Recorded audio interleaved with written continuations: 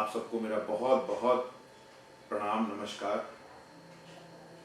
Actually बहुत दिनों बाद आज आपके समक्ष उपस्थित हुआ हूँ एक नए विषय पे बात करने के लिए। अब हमारी ओपीडी में बहुत से पेशेंट आते हैं जो कि बताते हैं, डॉक्टर साहब गर्मियों में तो ठीक रहता है लेकिन जाड़ों में हमें बहुत तकलीफ होने लगती है, हमारे जोड़ दर्द करने लगते हैं, या किसी की मदर है उनको तकलीफ होने लगती है, या कभी किसी को चोट लगी हो उनको दिक्कत होने लगती है। तो वो आते हैं, कहते हैं डॉक्टर साहब क्या किए, जब बहुत तकलीफ हो रही है हमारे जोड़ों में और गर्मी में ठीक रहते हैं। तो खैर मैं उनको समझाता हूँ कि क्या करना है, उनको दवा दे के भेज देता हूँ। लेकिन मैंने सोचा क्यों ना आज इस विषय पे आप उनसे बात की, आप लोग सब लोग समझदार हैं, क्यों ऐसा होता है कि जाड़ों में तकलीफ बढ़ जाती है और गर्मियों में उतनी तकलीफ नहीं होती है। इसके पीछे बहुत बड़ा कारण है ये जो एटमॉस्फेरिक प्रेशर है। एटमॉस्फेरिक प्रेशर का नाम सबने सुना होगा। एक्चुअली ये जो एयर प्रेशर होता है ये हमारी बॉडी पे, जो वायुमंडल होता है ना, इसका दबाव हमारी बॉडी पर पड़ता है और उसका काम क्या होता है कि हमारे पूरे सिस्टम को अलाइनमेंट में, जैसे हमारे हाथों के मसल्स को, जॉइंट्स को प्रेशर देता है, एक फिक्स प्रेशर देता है, ये इस पे दबाव बनाए रखते हैं जिससे कि हम शेप में रहते हैं, हमारी जॉइंट्स मसल्स सब शेप में रहती हैं। जाड़ों में ये वायुमंडल का दबाव यानी एटमॉस्फेरिक प्रेशर या बैरोमेट्रिक प्रेशर ये कम हो जाता है। जैसे ही ये प्रेशर कम होता है, क्या होता है, प्रेशर कम हुआ तो हमारी जॉइंट्स फैलने लगते हैं, क्योंकि अभी तक तो उन पर दबाव था, अब वो फैलने लगते हैं। अपरेंट नहीं होता, इतना ज़्यादा नहीं फैलते हैं कि जो कि हमको दिखे कितना, लेकिन उसमें स्वेलिंग आ जाती है। अब हमारी नर्व एंडिंग्स जो इसके अंदर होती हैं वो स्टिमुलेट हो जाती हैं। जब नर्व एंडिंग स्टिमुलेट हो जाती हैं तो हमें जोड़ों में दर्द की शिकायत हो जाती है। सारा का सारा खेल इन प्रेशर का है। सबको नहीं होता है, जिनको दिक्कतें हैं। अब क्या होता है, जैसे जिनको हमारे मान लीजिए जॉइंट पेन है, अर्थराइटिस है, तो हमारी क्या होता है, जोड़ के ऊपर एक कवरिंग होती है जिसको कार्टिलेज कहते हैं, घिस जाती है।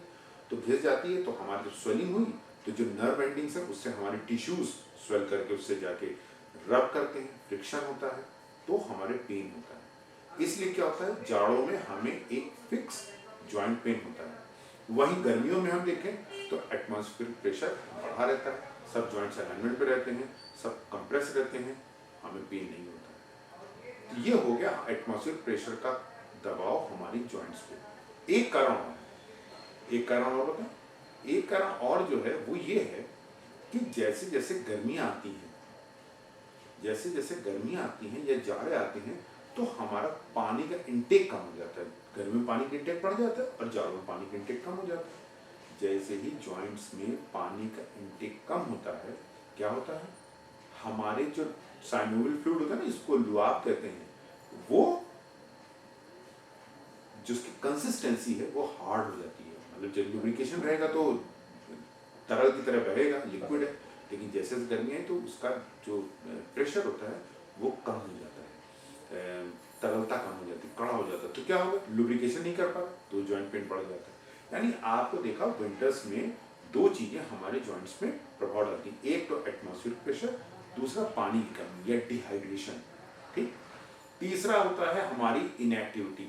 गर्मियों में तो हमसे अगर आप कहेंगे तो तुरंत चलने लगेंगे, जाड़ों में रजाई के अंदर बैठे हैं, सोफे पे बैठे हैं, आराम से कोजी कोजी चाय पी रहे हैं, कॉफी पी रहे हैं और मूवमेंट कम से कम होता है। जितनी इनएक्टिविटी होती है वो सारे हमारे जॉइंट्स पेन को बढ़ाती है, एग्रीवेट करती है।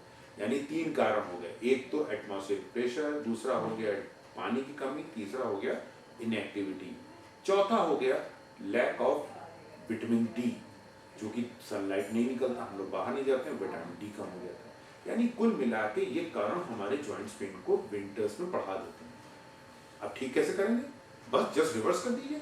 अगर एटमॉस्फेरिक प्रेशर कोल्डनेस की वजह से हमारे जो स्वेल कर रहा है, हम गर्म सिकाई करेंगे, गर्म कपड़े पहनेंगे और उससे हमारे जो एरिया है जो ठंडा पा रहा था वो गर्म हो जाएगा और हमारा जो बैरोमेट्रिक प्रेशर की वजह से मसल्स फैल रही थी वो वापस अपने स्थान पे आएंगे। डिहाइड्रेशन जो हो रहा है यानी पानी कमी है, उसके लिए क्या करेंगे, plenty of water, plenty of liquids, चाय पियेंगे, कॉफी पियेंगे या कोई लिक्विड्स ज़्यादा लेंगे जिससे हमारी बॉडी में पानी की मात्रा पर्याप्त रहे। चौथा इनएक्टिविटी वाला बताया था कि हम बैठे सोफे में काम नहीं कर रहा, तो हम मूवमेंट करेंगे, जहाँ मौका लगेगा हम थोड़ा मूवमेंट करेंगे, चलेंगे फिरेंगे, जितना ज़्यादा चलेंगे, जितना मतलब वो संसाधन, जिससे बहुत ज़्यादा नहीं लेकिन जितना चल सकते हैं कम चलें, उतना ही ज़्यादा हमारी बॉडी में वाइटमिन, ये मसल्स की वजह से ब्लड सर्कुलेशन होगा और जॉइंट पेन कम होगा। दूसरा, जब भी हमको मौका लगेगा हम सनलाइट एक्सपोजर लेंगे। सनलाइट एक्सपोजर से क्या होगा, हमें धूप मिलेगी, धूप मिलेगी तो क्या होगा, विटामिन डी मिलेगा, विटामिन डी हमारी जॉइंट पेन को कम करेगा।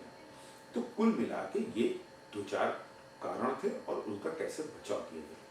अच्छा, अब क्या होता है, जैसे जाड़ों में हम लोग एक स्वेटर पहनते हैं, या अगर हम एक ही मोटा स्वेटर पहने या लेयर लेयर में कई स्वेटर पहने, कई वूलन पहने, तो आपको बताएं कई वूलन पहनना ज़्यादा शेयर्स करें बजाय एक मोटा सा पहनने का, क्योंकि जितनी लेयर्स होंगी ना उतनी एयर होगी और एयर इंसुलेशन का काम करती है। यानी अगर हमारे 2 कपड़ों के बीच में एयर है तो वो हमें ठंड से बचाएगी, उसके बाद एक कपड़ा पहन लिया वो हमें और ठंड से बचाएगी। यानी as much layer as we can use, air as insulator का काम करेगी, हमें ठंड नहीं लगेगी।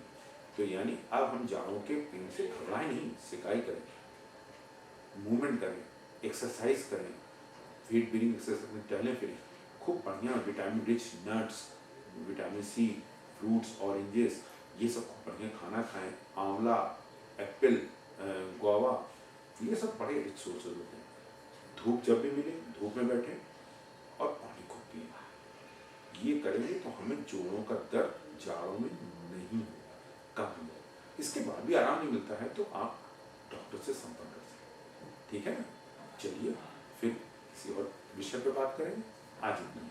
और अगर आपको कुछ पूछना हो ना तो नीचे कमेंट्स में जरूर पूछ लीजिए, ठीक है ना।